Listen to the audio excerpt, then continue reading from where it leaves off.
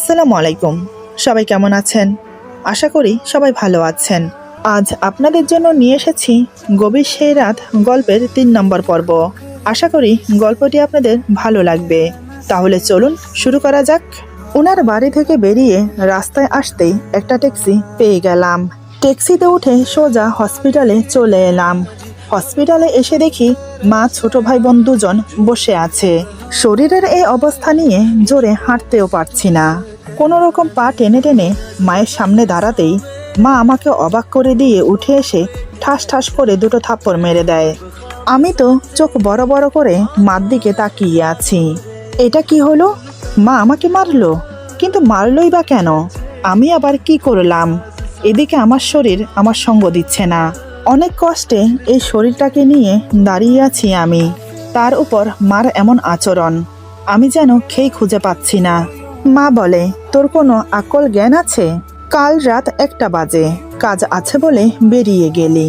এত রাতে একটা যুবতী মেয়ের কি কাজ থাকতে পারে বাহিরে? আমাকে একটু বলবি, সারা রাত কোথায় কাটিয়েছিস? ফোনও সুইচ অফ করে রেখেছিস।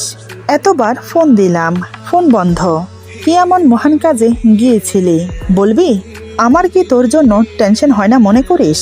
একে তো এই দিকের টেনশন, অন্যদিকে তুই আমাকে টেনশন দিয়ে মেরে ফেলবি।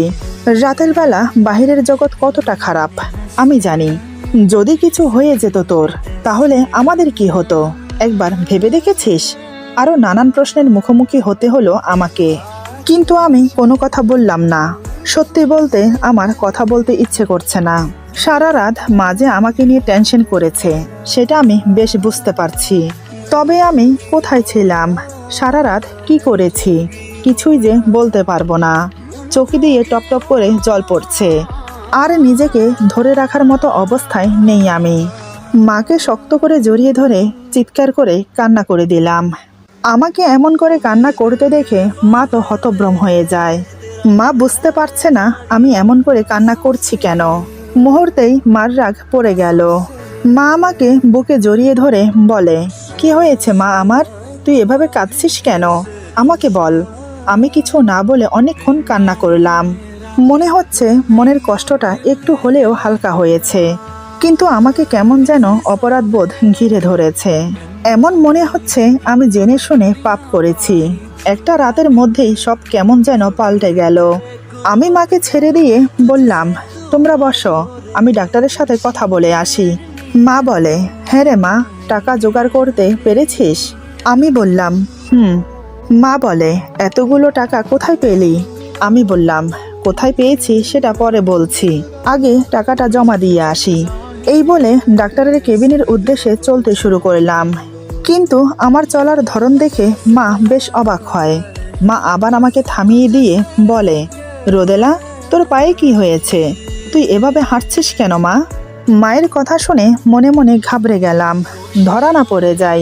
আমি বললাম, আসলে টাকা নিয়ে তাড়াতাড়ি আসার সময় পা মুচকে রাস্তায় পড়ে যাই। পায়ে কিছু না হলেও কোমরে ব্যথা পেয়েছি, তাই হাঁটতে একটু সমস্যা হচ্ছে। এই বলে ডাক্তারের চেম্বারে চলে এলাম। আমি ডাক্তারের কাছে গিয়ে টাকাটা জমা দিয়ে দিলাম। ঘন্টাখানেক পর অপারেশন শুরু হলো। প্রায় 3 ঘন্টা প্রচেষ্টার পর বাবার অপারেশন শেষ হলো। ডাক্তার জানালো এখন বিপদমুক্ত, তবে জ্ঞান ফিরতে কিছুটা সময় লাগবে। ডাক্তারের কথা শুনে মনে মনে স্বস্তির নিঃশ্বাস ফেললাম। যাক, এই যাত্রায় বাবাকে বাঁচাতে পারলাম। নিজের সর্বোচ্চ হারিয়েও মুখে এখন জয়ের হাসি। অন্তত মাথার উপরের ছায়াটা তো আছে। এদিকে বাবাকে নিয়ে ব্যস্ত থাকার কারণে আমি ভুলে গিয়েছিলাম যে আমাকে ডাক্তারের কাছে যেতে হতো। হসপিটালের ডাক্তার দেখালে সমস্যা হবে যদি মা কিছু জেনে যায়। তাই আমি খাবার আনার নাম দিয়ে বেরিয়ে গেলাম। হসপিটাল থেকে কিছুটা দূরে একটা ছোটখাটো ডাক্তারের দোকান আছে, মানে ফার্মেসি। সেখানে ডাক্তারও বসে। আমি গিয়ে আমার সমস্যার কথা বললাম, যদিও কথাগুলো বলতে আমার বিবেকে বাধছে। আসলে কাল রাতে স্যারের সাথে শারীরিক সম্পর্ক হয়েছে আমার। যদি কিছু হয়ে যায়, উনি তো কোনো সেফটি ইউজ করেনি, তাই এখন ডাক্তারের কাছে আসা। ডাক্তার আমাকে পিল দিয়ে বলে, এখান থেকে দুটো খেয়ে নিন, তাহলে আর কোনো সমস্যা হবে না। আসলে আমি এসব সম্বন্ধে কিছুই জানি না। জিজ্ঞেস করলাম, এগুলো কি সবসময় খেতে হয়? ডাক্তার বলে স্বামীর সাথে নিয়মিত সঙ্গম করলে প্রতিদিনই খেতে হবে। যদি বাচ্চা নিতে না চান তাহলে। আমি বললাম বুঝেছি। আচ্ছা, এই লাল ট্যাবলেটগুলো কি? ডাক্তার বলে সাদা ট্যাবলেটগুলো মূলত বাচ্চা না হওয়ার জন্য খায়, আর লাল ট্যাবলেটগুলো পিরিয়ড হওয়ার জন্য খায়। এই যে এখানটায় টিক চিহ্ন দেখছেন, এখান থেকে খাওয়া শুরু করবেন প্রতি রাতে একটা।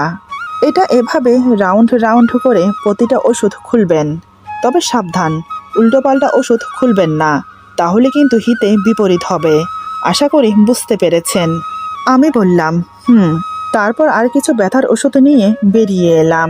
পাশে ছোট এক স্টল থেকে মিনারেল ওয়াটার কিনে ওষুধগুলো পরপর খুলে খেয়ে নিলাম। এখন একটু শরীর বিশ্রাম চাইছে। আমি কিছু খাবার কিনে আবার হসপিটালে গেলাম, কিন্তু ওষুধগুলো খাওয়ার পর থেকে কেমন যেন মাথাটা ঘুরছে। আমি কিভাবে যে পায়ে হেঁটে হসপিটালে এসেছি সেটা আমি নিজেও জানি না। মাকে খাবারগুলো দিতেই মা বলে তুই বরং ওদেরকে নিয়ে বাসায় যা, আমি এখানে আছি তোর বাবার কাছে। এখানে ওদের থাকতে খুব অসুবিধা হচ্ছে, আর তোরও শরীর ভালো না, একটু বিশ্রাম নিলে ঠিক হয়ে যাবে। সত্যি আমি মনে মনে এটাই চেয়েছিলাম। মা বলাতে আমি আর আপত্তি করলাম না। ভাই বোনদেরকে নিয়ে বাসায় চলে এলাম।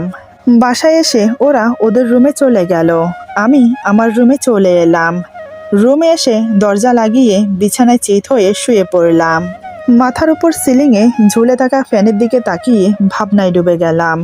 কাল রাতে আমার সাথে কি কি হলো সেগুলো একটার পর একটা চোখে ভাসতে লাগলো, আর অজান্তেই চোখ দিয়ে জল গড়িয়ে পড়ছে। নিজেকে আর ধরে রাখতে পারলাম না। বালিশ বুকে জড়িয়ে ইচ্ছে মতো কান্না করলাম। বেশ কিছুক্ষণ কান্না করার পর উঠে গেলাম গোসল করতে। পাক্কা 1 ঘন্টা গায়ে পানি ঢাললাম, কিন্তু আমার মনে হচ্ছে ওনার স্পর্শ এখনো আমার গায়ে লেগে আছে। এত পানি ঢালছি মনে হচ্ছে যাচ্ছে না। 2 হাত দিয়ে মুখ চেপে ধরে গোসলখানার মেঝেতে বসে পড়লাম। আমার ইচ্ছে করছে আমি নিজেকে শেষ করে দেই। আরো বেশ কিছুক্ষণ পানি ঢেলে বেরিয়ে এলাম। তারপর বিছানায় নিজের শরীরটা এলিয়ে দিলাম। নানান কথা ভাবতে ভাবতে একসময় ঘুমিয়ে পড়লাম। ঘুম ভাঙল সন্ধ্যায়। শরীরের ব্যথার কারণে জ্বর এসেছে।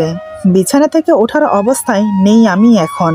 দুপুরে খালি পেটে ওষুধগুলো খাওয়ার পর থেকে শুধু মাথা ঘুরছে। এখন সেটা যেন আরো তীব্র হয়েছে। সন্ধ্যা পেরিয়ে রাত হলো, অথচ আমি ঘুম থেকে উঠছি না দেখে আমার ছোট বোন রুমে এলো। এসে দেখে আমি শুয়ে আছি। আমার পাশে এসে আমার কপালে হাত রেখে দেখে আমার গায়ে জ্বর এসেছে। রূপা বলে, আরে আপু, তোর তো জ্বর এসেছে, জ্বর বাঁধালে কি করে? দাঁড়া, আমি তোর কপালে জলপট্টি দিচ্ছি। এই বলে রূপা আমার কপালে জলপট্টি দিতে লাগলো। বেশ কিছুক্ষণ জলপট্টি দেওয়ার পর জ্বর কিছুটা কমে এলো। সেদিন আমি আর হসপিটালে যেতে পারিনি। ওরা দুজন গিয়ে মাকে খাবার দিয়ে এলো। আমার জ্বর এসেছে শুনে মা ওদের দুজনকে আমার কাছে থাকতে বলল। তাই ওরা রাতের দিকে বাসায় চলে আসে। প্রায় 4 দিন আমি জ্বরে ভুগেছি। মোট কথা বিছানা থেকে উঠতে পারিনি, তাই হসপিটালে যাওয়া হয়নি, এমনকি অফিসেও যেতে পারিনি। আজ একটু সুস্থ বোধ করছি, তাই সকাল সকাল উঠে রেডি হয়ে প্রথমে হসপিটালে গিয়ে বাবাকে দেখে তারপর অফিসে চলে গেলাম। সত্যি বলতে অফিসে যেতে আমার খুব সংকোচ হচ্ছে, কারণ একটাই, সেটা হলো রাজ স্যার। ওনার প্রতি যে আমার মনে একটা ঘৃণা জন্মেছে সেটা আমি বেশ বুঝতে পারছি, কিন্তু সেটা মুখে প্রকাশ করা যাবে না, কারণ উনি তো আর আমাকে জোর করেনি। আমার প্রয়োজনে আমি নিজেকে সঁপে দিয়েছি। আর তার চেয়ে বড় কথা হলো, যদি এই চাকরিটা চলে যায় তাহলে তো না খেতে পেয়ে মরব। বাবার ওষুধের খরচ, সংসারের খরচ কিভাবে চলবে? তাই আমাকে চুপ করে থাকতে হবে। মনে মনে কথাগুলো ভেবে কেবিনে গিয়ে বসলাম। কেবিনে গিয়ে বসতেই কয়েকজন অফিসের কলিগ এসে আমাকে জিজ্ঞেস করে, কিরে রোদেলা, এই 4 দিন আসিসনি কেন? তোর চোখ মুখ দেখে তো মনে হচ্ছে তুই অসুস্থ। আমি বললাম, ওই একটু জ্বর হয়েছিল। রিনা বলে, তাই বল, এখন কেমন আছিস? আমি বললাম, এই তো মোটামুটি আছি। সুমা বলে, জানিস রাজ স্যার 2 দিন ধরে তোর খোঁজ করছে। এটা শুনে আমার বুকের ভেতরটা মোচড় দিয়ে উঠল। আমি শুকনো ঢোক গিলে বললাম, কেন? সোমা বলে, তা তো জানি না। এই বলে ওরা যে যার জায়গায় বসে পড়ে। যা হয়েছে ওইসব নিয়ে আমি মোটেও ভাবতে চাই না। ভাবলে যে কোনো সমাধান হবে না তা আমি খুব ভালো করেই জানি। তাই আমি আমার কাজে মন দিলাম। বেশ কিছুক্ষণ পর রাজ স্যার ফোনে কার সাথে কথা বলতে বলতে নিজের কেবিন থেকে বেরিয়ে এলো। আমি দেখেও না দেখার ভান করে কাজ করে যাচ্ছি। মনে মনে দোয়া করছি যেন আমাকে কিছু না বলে। কিন্তু না, ফোনে কথা বলা অবস্থাতেও ওনার চোখ আমার দিকে। উনি কথা বলতে বলতে একদম আমার সামনে এসে দাঁড়ায়। কল হোল্ডে রেখে আমাকে উদ্দেশ্য করে বলে, রোদেলা, আমার কেবিনে এসো এখন। কথাটা শুনে আমি চমকে উঠলাম। হঠাৎ আমাকে কেবিনে কেন ডাকছে? আগের বিষয় নিয়ে কিছু বলবে না তো? স্যার বাহিরে না গিয়ে সোজা আবার নিজের কেবিনে চলে গেল। আমি আর কি করব? না চাইতেও আমি ওনার পেছন পেছন ওনার কেবিনে গেলাম। সবাই আমাদের দিকে তাকিয়ে আছে। সবাই হয়তো মনে মনে ভাবছে 4 দিন না আসার কারণে আমাকে বকাঝকা করার জন্য ডাকছে। কিন্তু আমি জানি তিনি আমাকে অন্য কারণে ডাকছে। কিন্তু কি সেটা? আমি মনে মনে দোয়া করছি যেন গভীর সেই রাতের কথা না ওঠে। কেবিনে প্রবেশ করার সাথে সাথে স্যার দরজা বন্ধ করে দিল। আমি তো এদিকে ভয়ে কাঁপতে শুরু করেছি। এর আগেও আমরা যে কেউ আসি কেবিনের দরজা বন্ধ করে ভেতরে প্রবেশ করি, কিন্তু আজ স্যার দরজা শুধু বন্ধ করে দেয়নি, একদম লক করে দিয়েছে। এদিকে ভয়ে আমার গলা শুকিয়ে এসেছে। আমি ঘন ঘন ঢোক গিলছি। স্যার ফোনে কথা বলায় ব্যস্ত থাকলেও ওনার নজর আমার দিকে। আমি যে ভয়ে থরথর করে কাঁপছি, এমনকি শুকনো শুকনো ঢোক গিলছি, কোনোটাই ওনার চোখ এড়ালো না। কথা বলা অবস্থাতেও উনি একটা চেয়ার টেনে আমার বাহু ধরে বসিয়ে দেয়। তারপর ওনার জন্য রাখা পানির গ্লাসটা আমার হাতে দিয়ে ইশারায় বলে, খেয়ে নাও। কি বলবো আমি? আমার হাতে পানির গ্লাসটা দিয়েছে বটে, কিন্তু আমার হাত এমনভাবে কাঁপছে গ্লাসের অর্ধেক পানি ঝলকে মেঝেতে পড়ে গেছে। আমি কোনো রকম 2 হাতে পানির গ্লাসটা ধরে বাকি পানিটা ঢকঢক করে গিলে নিলাম, কিন্তু তাতেও আমি স্বস্তি ফিরে পাচ্ছি না। উনি দরজা লক করে দিল কেন? ওনার মতলব কি আবার? আরও বেশ কিছুক্ষণ পর স্যার কথা বলা শেষ করে ফোন কেটে দিল। এবার আমার দিকে বেশ কিছুক্ষণ ভালো করে দেখে বলে, রোদেলা, তুমি ঠিক আছো? আমি নিচের দিকে তাকিয়ে থেকে ওড়না দিয়ে মুখ মুছে বললাম, স্যার বলে, তাহলে এভাবে কাঁপছো কেন? কি হয়েছে? তোমার শরীর ভালো তো? কথাটা বলতে বলতে উনি আমার একদম কাছে চলে আসে। আমি তৎক্ষণাৎ চেয়ার থেকে উঠে পিছিয়ে যাই। আমার কাণ্ড দেখে স্যার বলে, আরে আরে, পড়ে যাবে তো, এমন করছো কেন? আর ভয় পেও না, আমি তোমাকে কিছু করব না। আমি তো তোমাকে ডেকেছি একটা ফাইল দেওয়ার জন্য। আমি বললাম, ফাইলটা দিন, আমি চলে যাই।